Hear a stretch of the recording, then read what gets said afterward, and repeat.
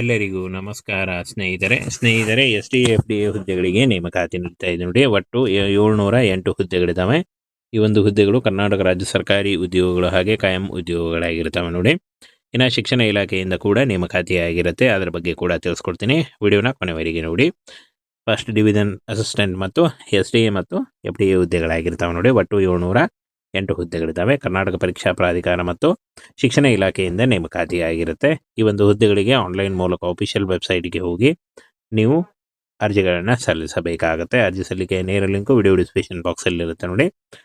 ಕರ್ನಾಟಕ ಪರೀಕ್ಷಾ ಪ್ರಾಧಿಕಾರದಿಂದ ನೇಮಕಾತಿ ಆಗಿರುತ್ತೆ. 708 ಹುದ್ದೆಗಳಿದ್ದಾವೆ.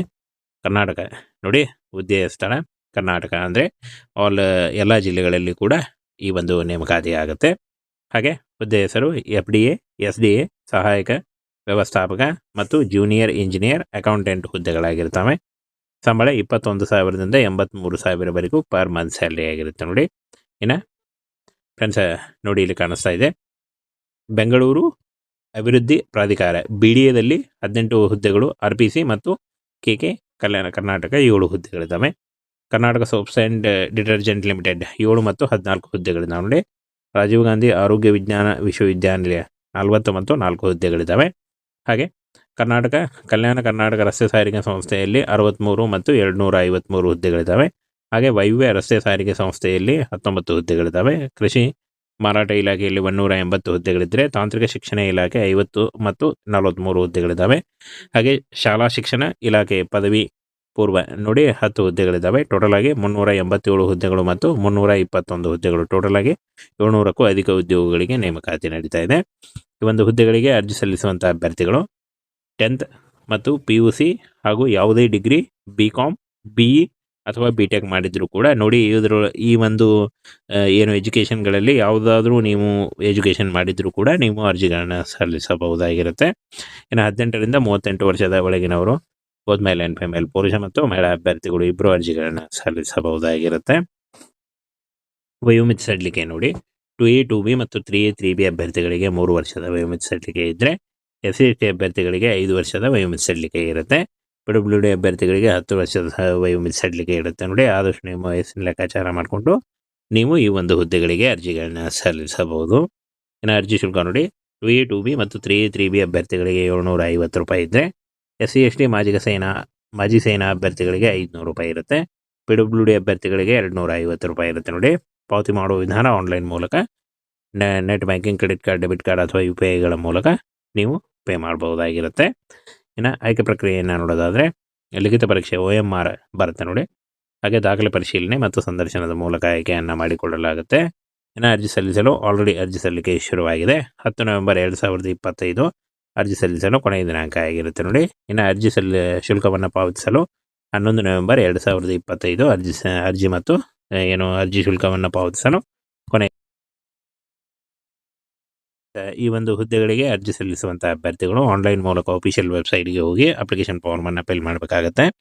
ಅಪ್ಲಿಕೇಶನ್ ಫಾರ್ಮ್ ಫಿಲ್ ಮಾಡುವಾಗ caste income certificate, photo, educational documents ಮತ್ತು ಆಧಾರ್ ಕಾರ್ಡ್ ಇಷ್ಟನ್ನು ತೆಗೆದುಕೊಂಡು ನೀವು ಆನ್ಲೈನ್ ಮೂಲಕ ಅರ್ಜಿಗಳನ್ನು ಸಲ್ಲಿಸಬಹುದಾಗಿರುತ್ತೆ. ಸ್ನೇಹಿತರೆ SDFDA ಹುದ್ದೆಗಳಿಗೆ ನೇಮಕಾತಿ ನೀಡ್ತಾ ಇದೆ ನೋಡಿ. ಒಟ್ಟು 708 ಹುದ್ದೆಗಳಿದ್ದಾವೆ. ಈ ಒಂದು ಹುದ್ದೆಗಳು ಕರ್ನಾಟಕ ರಾಜ್ಯ ಸರ್ಕಾರಿ ಉದ್ಯೋಗಗಳು ಹಾಗೆ ಕಾಯಂ ಉದ್ಯೋಗಗಳಾಗಿರ್ತವೆ ನೋಡಿ.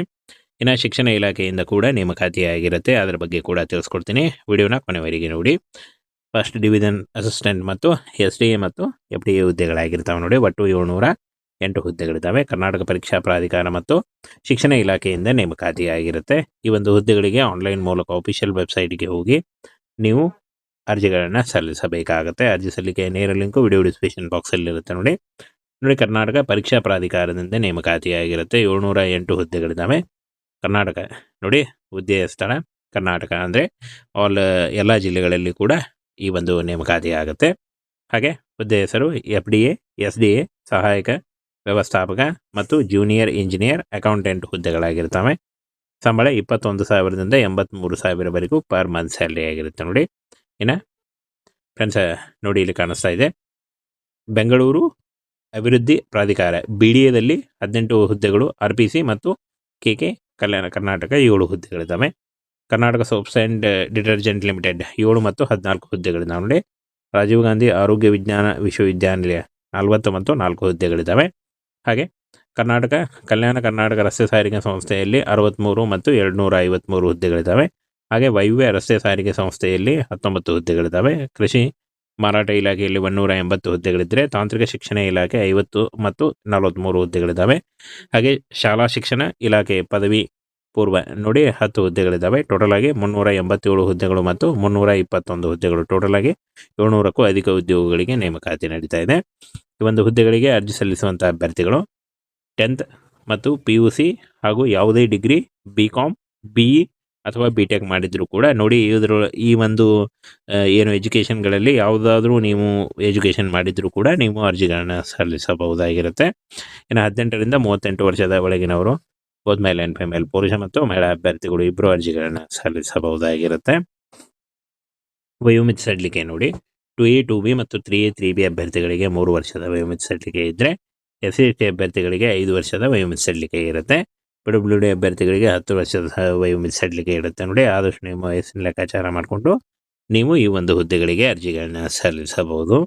ಇನ್ನು ಅರ್ಜಿ ಶುಲ್ಕ ನೋಡಿ 2A 2B ಮತ್ತು 3A 3B ಅಭ್ಯರ್ಥಿಗಳಿಗೆ 750 ರೂಪಾಯಿ ಇದ್ದರೆ SC ST ಮಾಜಿ ಸೇನಾ ಅಭ್ಯರ್ಥಿಗಳಿಗೆ 500 ರೂಪಾಯಿ ಇರುತ್ತೆ. PWD ಅಭ್ಯರ್ಥಿಗಳಿಗೆ 250 ರೂಪಾಯಿ ಇರುತ್ತೆ. ನೋಡಿ ಪಾವತಿ ಮಾಡುವ ವಿಧಾನ ಆನ್ಲೈನ್ ಮೂಲಕ net banking, credit card, debit card ಅಥವಾ UPIಗಳ ಮೂಲಕ ನೀವು ಪೇ ಮಾಡಬಹುದಾಗಿರುತ್ತೆ. ಇನ್ನು ಆಯ್ಕೆ ಪ್ರಕ್ರಿಯೆಯನ್ನು ನೋಡೋದಾದರೆ ಲಿಖಿತ ಪರೀಕ್ಷೆ OMR ಬರುತ್ತೆ ನೋಡಿ. ಹಾಗೆ ದಾಖಲೆ ಪರಿಶೀಲನೆ ಮತ್ತು ಸಂದರ್ಶನದ ಮೂಲಕ ಆಯ್ಕೆಯನ್ನು ಮಾಡಿಕೊಳ್ಳಲಾಗುತ್ತೆ. ಇನ್ನು ಅರ್ಜಿ ಸಲ್ಲಿಸಲು ಆಲ್ರೆಡಿ ಅರ್ಜಿ ಸಲ್ಲಿಕೆ ಶುರುವಾಗಿದೆ. 10 ನವೆಂಬರ್ 2025 ಅರ್ಜಿ ಸಲ್ಲಿಸಲು ಕೊನೆಯ ದಿನಾಂಕ ಆಗಿರುತ್ತೆ ನೋಡಿ. ಇನ್ನು ಅರ್ಜಿ ಶುಲ್ಕವನ್ನು ಪಾವತಿಸಲು 11 ನವೆಂಬರ್ 2025 ಅರ್ಜಿ ಮತ್ತು ಅರ್ಜಿ ಶುಲ್ಕವನ್ನು ಪಾವತಿಸಲು ಕೊನೆ. ಈ ಒಂದು ಹುದ್ದೆಗಳಿಗೆ ಅರ್ಜಿ ಸಲ್ಲಿಸುವಂಥ ಅಭ್ಯರ್ಥಿಗಳು ಆನ್ಲೈನ್ ಮೂಲಕ ಅಫಿಷಿಯಲ್ ವೆಬ್ಸೈಟ್ಗೆ ಹೋಗಿ ಅಪ್ಲಿಕೇಶನ್ ಫಾರ್ಮನ್ನು ಫಿಲ್ ಮಾಡಬೇಕಾಗತ್ತೆ. ಅಪ್ಲಿಕೇಶನ್ ಫಾರ್ಮ್ ಫಿಲ್ ಮಾಡುವಾಗ caste income certificate, photo, educational documents ಮತ್ತು ಆಧಾರ್ ಕಾರ್ಡ್ ಇಷ್ಟನ್ನು ತೆಗೆದುಕೊಂಡು ನೀವು ಆನ್ಲೈನ್ ಮೂಲಕ ಅರ್ಜಿಗಳನ್ನು ಸಲ್ಲಿಸಬಹುದಾಗಿರುತ್ತೆ.